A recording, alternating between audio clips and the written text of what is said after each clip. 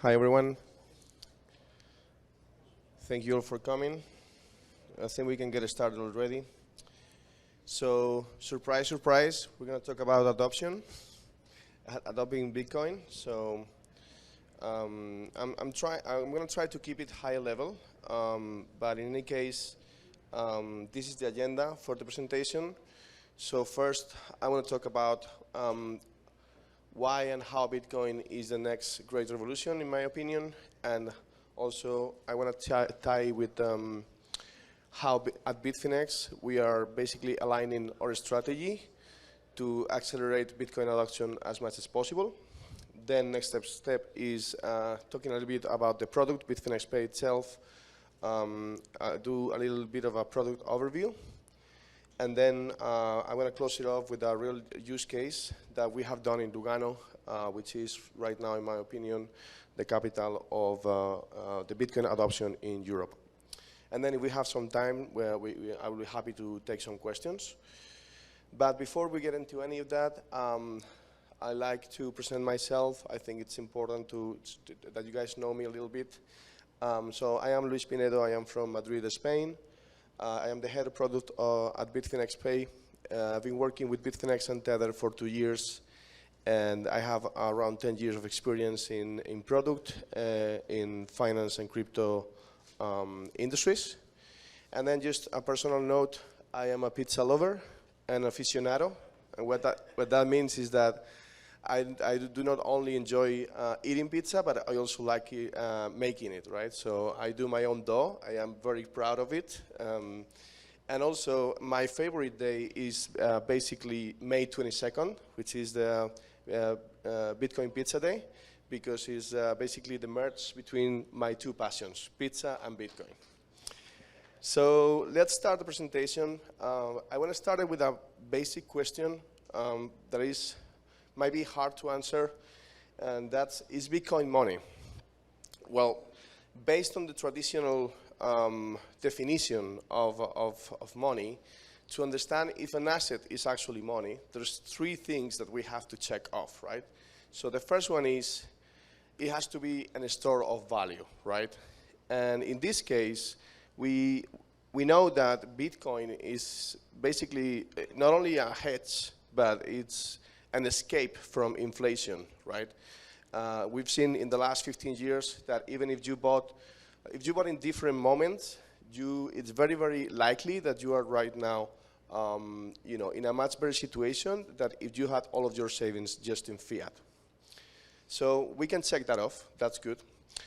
Next point is it has to be a medium of exchange. So that means that people are happy to use that asset to exchange services or products, right? And we are all geeks here. We all love Bitcoin.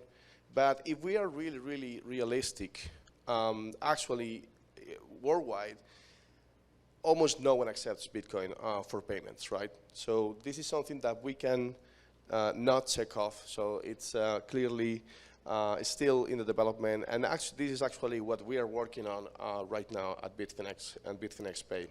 And then the third one is to have it as a unit of account. And that means that products and services are actually priced in Bitcoin. And that's also not happening. And that's, of course, because of the volatility. But in my experience, that's also something that we can say that is not happening right now. And in my opinion, I think this is actually the path that we have to go through in order to make Bitcoin an alternative for the current fiat standard, and in the future, in my opinion, a replacement. Not just an alternative, but a replacement. So basically, we make the financial system is much more fair and inclusive for everyone. So the question here is, okay, so Bitcoin is 15 years old. Why are we still here, right? How can we expect this to happen, or when? Well, if we look at all of the different big inventions, discoveries, or processes in the world and in history that have actually impacted human lives in a positive way, and they have things that have basically made everyone live better, right? We can see all of the big things. I might add AI at some point there because that's the new one coming in. But we can see that all of these things, they were invented or discovered at some point, and then it took some time for those things since its invention until it actually impacted people's lives in a positive way. So, for example, if we look at Industrial Revolution, electricity, it took 70 to 60 years approximately. Internet, the digital revolution, it took 45 years, more or less. Internet was invented in 1969, and we can say that around 2000, 2010, we can probably categorize it as a worldwide adoption of digital, although it's still happening, right? And then Bitcoin, we don't know, right? We're still in a very early stage, but what we can see from this trend is that its revolution has taken less time to actually impact our lives, right? Everyone's life. So the question is, when is this going to happen? We don't know, but we can make an educated guess to understand that we are probably halfway there. So, but again, we will never know. Another interesting point from this slide is that, it's humbling and it gets me very excited to think about all of the different, so if we think about internet, right? 15 years ago, no one would have imagined all of the jobs and things and, all of the impacts that internet would have in our lives, right? And actually, new revolutions come on top of previous revolutions, right? So Bitcoin would never existed without internet.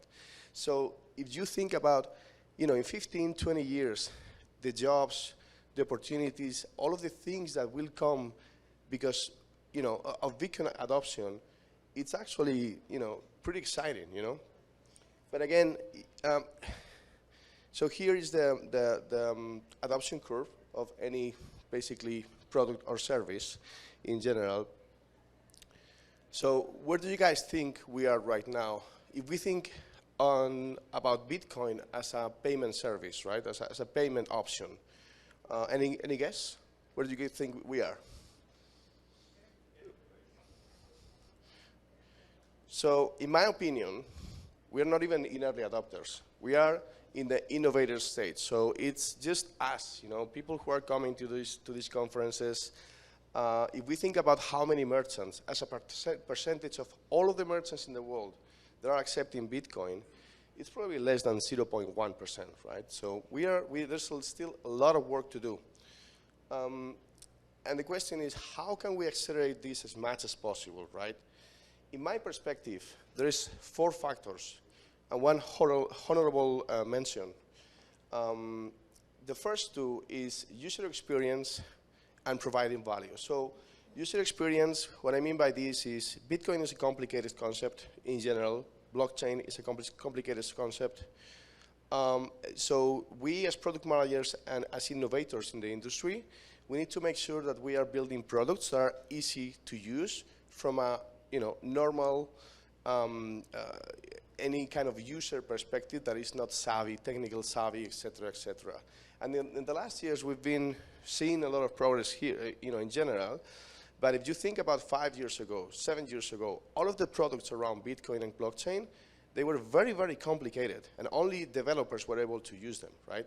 So we need to keep working on this to make it as easy as possible, and we have to find ways to try to make the products close to what people are already used to, right? So, for example, try to make flows that are close to a credit card payment, for example, right?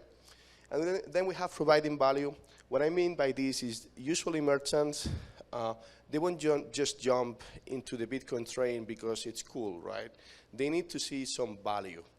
And what we're doing at Bitfinex in general is try to not only have this payment service, but also build products around it. So we actually provide additional layers of value for merchants, so it's easier for them to understand all of the things the good things that come with Bitcoin and and crypto payments. Then the next two, it's education and inclusion. So education, pretty clear. I think you've probably heard it in 1,000 talks already. We need to make sure that people understand Bitcoin. Not only, I think there's two things here. So, of course, we need developers that work on Bitcoin and work on Bitcoin products and they contribute to the ecosystem to make it grow. But we also need, business people, product people, people that they don't necessarily have to be tech savvy, but they can understand what is the value of Bitcoin as a product service, right? Or as a product or service. And then inclusion. So inclusion, again, you've probably heard about it 1,000 times. But for me, inclusion is not only going everywhere and just teaching all of the kids. It's also, teaching all of the older people that, it's a little bit more challenging for them to understand how these things work. They're used to the old life, And these people, they have gone already through the digital revolution. And now we're talking about another revolution, Bitcoin, and then AI. So they're kind of tired already, all of these revolutions. They just want to chill and live, right? So inclusion is also about making sure that that we are spreading the message in an easy way so everyone understands the value, right? So at Bitfinex, in general, and all of the other projects that we have around Bitfinex, we have made our mission to make this happen and to accelerate adoption as fast as possible, right? And this can be seen in what we call the Freedom Manifesto that you might haven't seen, in our booth. Our marketing team has been talking about it. And for us, this is basically our mission and the values that we basically are implementing in the whole company. And we're making our strategy to focus on financial freedom. And this is basically composed of three main concepts. The first one is that we are committed to building open peer-to-peer communication systems. Second one is we'll work in supporting the Lightning Network as a payment service. And then we will support as well and invest in the Bitcoin community to make sure that other companies also can build products around, right? This is not a competition between companies. We have to all collaborate and work together to achieve the ultimate goal, which is making Bitcoin, as much adopted as possible everywhere in the world. So this is nice to hear, right? So we're talking about financial freedom. It's easy to talk about these things, right? But at Bitfinex, we put our pockets where we put our words, right? And you can see that in the general ecosystem that we are building. So we have the trading exchange platform with products like Bitfinex Peer-to-Peer, which we just launched a few months ago. We are focusing on markets where the fiat economy is effectively failing their citizens, and these people, they are having a really, really tough time right now. And peer-to-peer allows them to have an alternative to make their savings count in the future, right? We also have Honey, which is an advanced trading framework. We have Bitfinex Securities. And then if we go to the other projects we have around, we have peer-to-peer decentralization with Synonym, which is building BitKit, which is a non-custodial Lightning wallet. We have Kit and Holepunch. Kit is a peer-to-peer communication system that allows people to communicate without any need for any centralized server. So it's actually anonymous. Only you and your peers know what's happening. And it's basically the future of freedom for communications. Now, no one can seize that, right?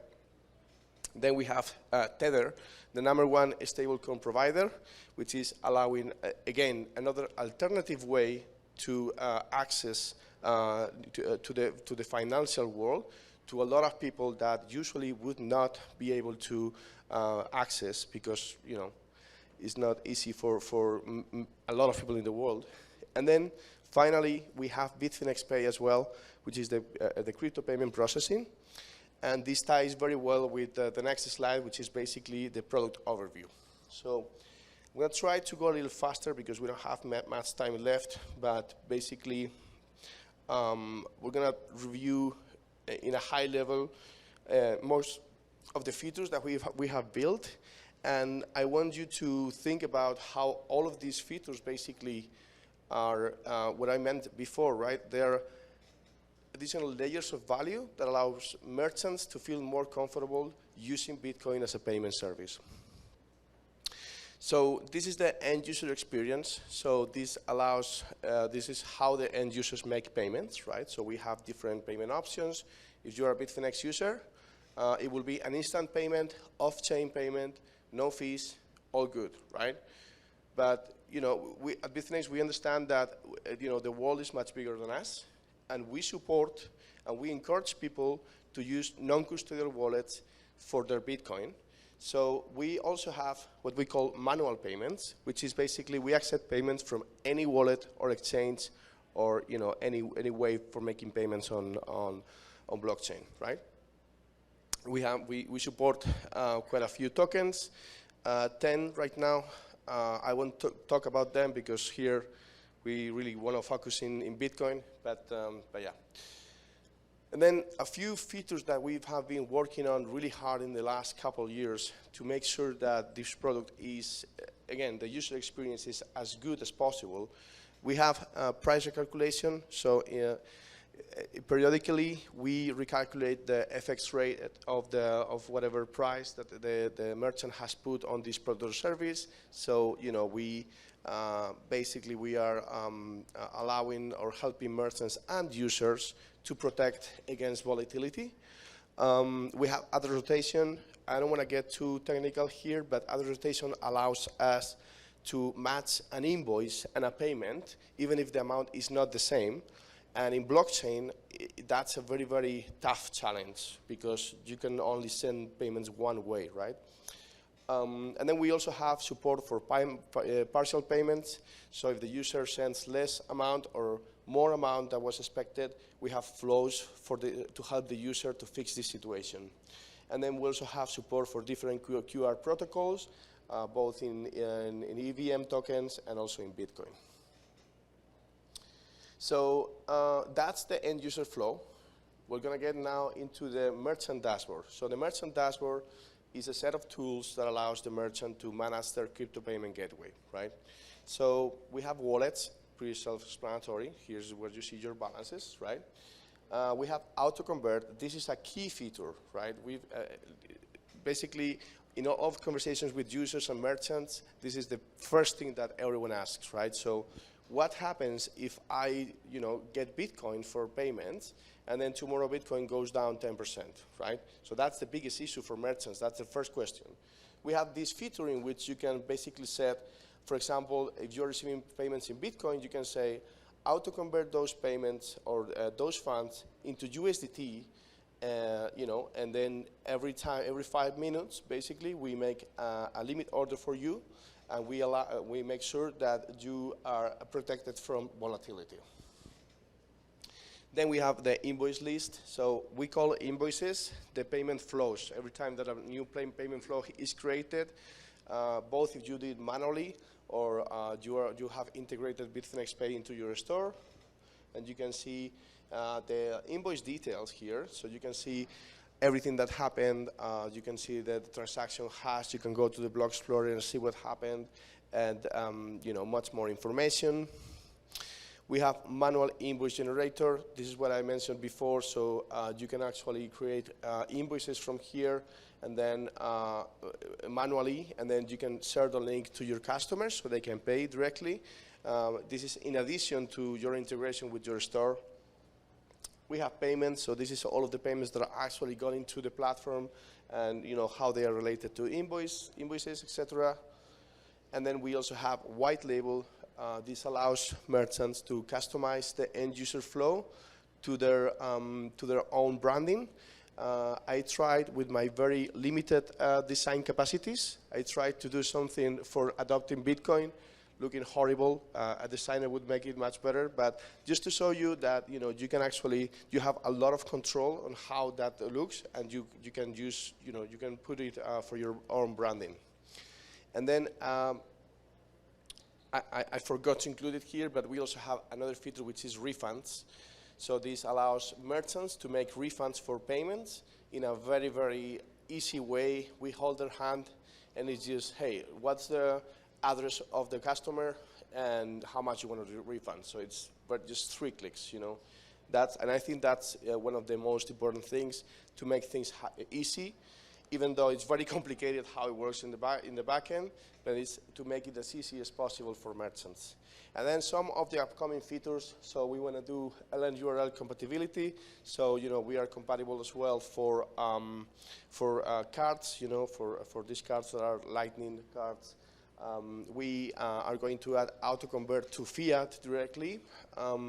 We are working now on also creating a feature so you can have a POS from any device. So that means for physical store merchants, you can use your phone, your tablet, your laptop as a payment, right? You can create the payment flows from there, and then you can use your old phones, basically, as POS devices in your store.